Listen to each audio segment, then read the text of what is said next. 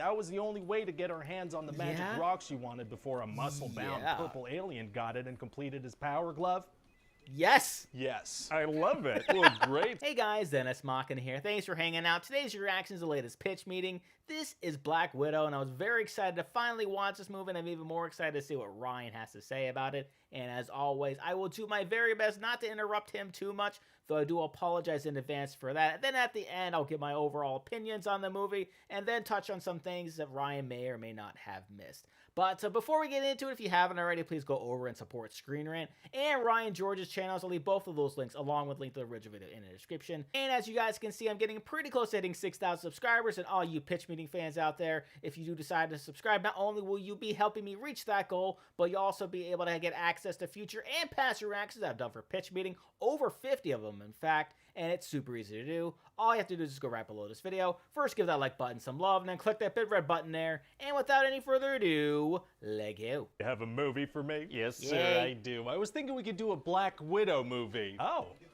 Did you not see Avengers Endgame? Yeah, right? Terrible news. No, I did see that movie, actually. Okay. Yeah, see, I figured we could set the movie a couple of years in the past, you know, when it would have made more sense to make it. Yeah, why sure. did we wait so long to do this? Well, remember that whole leaked email situation with the old Marvel Studios head Ike Perlmutter, where he was like, female-led superhero movies don't make money, and he listed a bunch of examples? Oh. Nope. Oh. Stop. But then Oh. Wonder Woman was a success, so I was asked to take a look at our female character roster again. Stop talking. Yes! Are you not saying that out loud? We're gonna take that again, okay? Yeah, alright, ready? Why did it take us so long to do this? I don't know. Oh, fair enough. Better late than never, I guess. Yeah. So tell me about the movie. Well, I figured we could get more grounded with the Black Widow movie, you know? Ah, we're gonna do a more grounded movie about the lady who jumped off a cliff on planet Vormir after a red-faced war criminal who's now a space ghost explained that was the only way to get her hands on the magic rock she wanted before a muscle-bound purple alien got it and completed his power glove.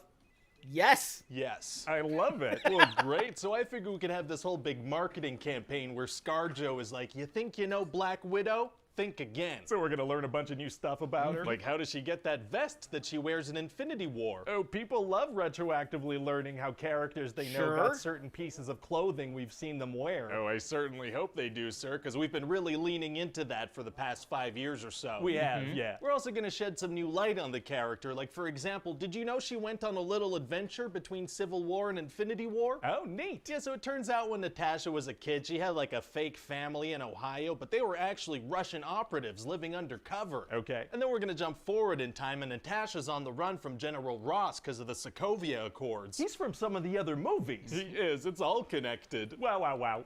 So she heads to the safe house in Norway and unknowingly picks up a little box of vials of antidote. An antidote? Yeah, see, it turns out her fake sister Yelena was also a widow operative being chemically controlled by this place called the Red Room, right? Right. And she ended up coming in contact with this stuff called the Red Dust, which freed her from her mind control agent. Ah, gotcha. So Natasha's unknowingly driving with this stuff, and suddenly a massive explosive hits her car and flips it a bunch of times. Oh my god, is she okay? Yeah, I mean, she's a superhero, right? Yeah, but that sounds like something that would probably kill a non-superpowered being, and Natasha doesn't have superpowers. Doesn't matter. Yeah, whoopsie. Okay, so to be honest, now that I think of it, there are several scenes in this movie where as a non-superpowered individual, she should definitely be killed, but she's not gonna. It would be better story-wise if she didn't die. Yeah, because we already know when she dies anyway, so then she's plot armor, though. Gonna get attacked by this villain called Taskmaster. Oh, people love that character. Very cool mimicking capabilities, entertaining personality. Yeah, so I figure we could do like a Deadpool kind of thing. Yeah, apparently. Bring a character that people love to the big screen in an enjoyable way, sure.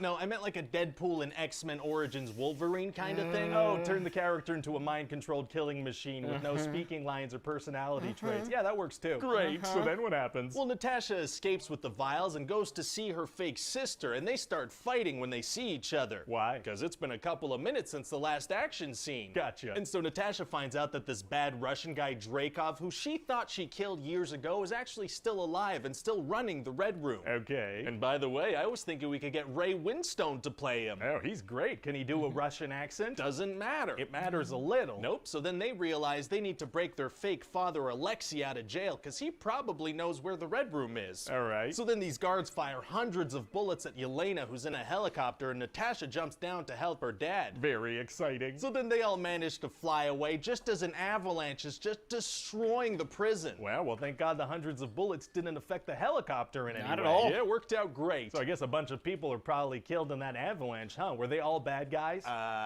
Yeah. You sure? I'm Maybe. sure some of those guards were just people working there to try to feed their families. And they also had to guard dogs too. I was more scared for them. We're on to the next scene, so don't worry about that. Oh, okay. So it turns out Alexei doesn't actually know where the Red Room is, so they have to go see their fake mother, Melina. Okay, sure. And it turns out she's still working for the Red Room, but then her and Natasha have a heart-to-heart, and that seems to change everything for her. So what do they do? Well, they secretly use those face mask things to swap appearances. Well, why do they switch appearances? Well, because this way Natasha can get close to Dreykov. Does that work? Now, he sees right through the disguise and pulls the mask off pretty much immediately. Right, so why do they swap faces? Well, because Melina's the one who designed the cells in the Red Room, so she's able to open them up. do you think maybe it might have been easier to just explain to Natasha how to open the cell instead of having her impersonate a woman she hasn't seen in several decades? Probably. Maybe, but so now Natasha has to go up against Dreykov and Taskmaster, who we're going to reveal is Dreykov's daughter. Oh, okay. No, see, this is kind of a big deal because Natasha always assumed she killed her when she was a little girl as kind of intentional collateral damage when killing Dreykov. Natasha intentionally killed a child? Well, Yep. the child didn't really die, so morally we're all good. Well. So then we're gonna flash back to Melina explaining to Natasha that you can't actually hurt Dreykov. Why? Because he implemented a pheromone blocker in all the widows, so if you can smell him, you can't hurt him. What? It's basic science, sir. If you can smell him, you can't fire a gun at him. Is that basic science? It is, yeah, because that's why I wrote that in here. So Yeah, Natasha has to hold her breath? No, because see, Melina explains that's not enough. You gotta sever a nerve right here. Couldn't she just kind of stand on the other side of the room far away from him, fire a gun from there? Nope. But probably, though? Yeah. Pheromones. Oh, very far-reaching pheromones, so it's going to be tough for her to hurt him. No, wait. Actually, it's gonna be super easy. Barely an inconvenience. Oh, really? Yeah, see, she smashes her face on a table, and that severs the nerve. Oh, surgical head smashing is tight. But so then Dreykov manages to bring in all the brainwashed widows, and they start attacking Natasha. Oh, no. But then Yelena uses the antidote on all of them, and all their free will comes back. Oh, very nice of her. And Melina blows up a main engine of the Red Room sky base, so the whole thing starts to fall. Uh-oh. Yeah, and then Yelena blows up the plane that Dreykov was trying to escape on. And she was able to do that despite the pheromones? Sure, and so then Black Widow dives after her as she plummets towards Earth, but Taskmaster starts attacking again. And not one piece of the massive, actively crumbling sky base No. lands on them. That's No, what we're going with. not so at then all. they land, but Natasha manages to use the antidote on Taskmaster, and so everything's great now. So nobody died in the massive collapse? Yeah, just every single one of the Yeah. bad characters All and bad not a guys. single one of the good or redeemed characters. Oh, well, great. So then instead of escaping with her family, Natasha decides to stay behind and be captured by General Ross. Oh, yeah, she can't go with her family. She's got to be in a couple of other movies. So then 2 weeks later, she meets up with her friend who got her a Quinjet. And a Wasn't she makeover. just captured by Ross? What happened there? I don't know. Oh, fair enough. And then during the credits, we're gonna have this scene where Yelena is at Natasha's grave and this character, Contessa Valentina, shows up with a mission for her. What's the mission? Sign up for Disney Plus. Very exciting. Yeah, it's gonna be very exciting. People are gonna be like, who is this character? It's gonna be this big reveal. Oh, that's going to be Yeah, a it's like, big yeah, go watch Falcon and the Winter Soldier. You'll get it. reveal. Really add a lot to the end credits, unless we decide to reveal it in a streaming show first. What? Yeah, totally revealed it in the streaming show first. Oh man, they didn't exactly plan that too well. So outside of the incredibly heavy plot armor that was protecting all of the good guy characters, and this little mishap right here, this movie was pretty enjoyable to watch. For me, the most enjoyable part was seeing the relationship between everybody within the family. Obviously, they weren't actually related, but you could see something there, right? Especially between, the mother and the father, they weren't actually married, but they both talk about each other very fondly throughout, and then when they meet up, they start to hit on each other.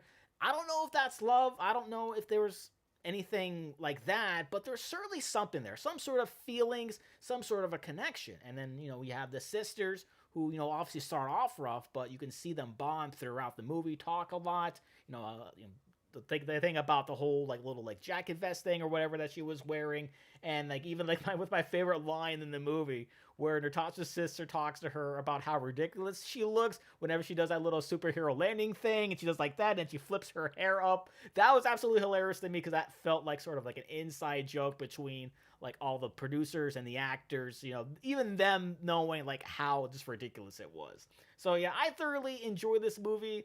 I'm really excited to see where Natasha's sister's story goes, because obviously now she's being sent on a mission to kill Hawkeye, even though Hawkeye didn't exactly kill Natasha. But it'll be interesting to see just how exactly she finds that out and how her character evolves in the future.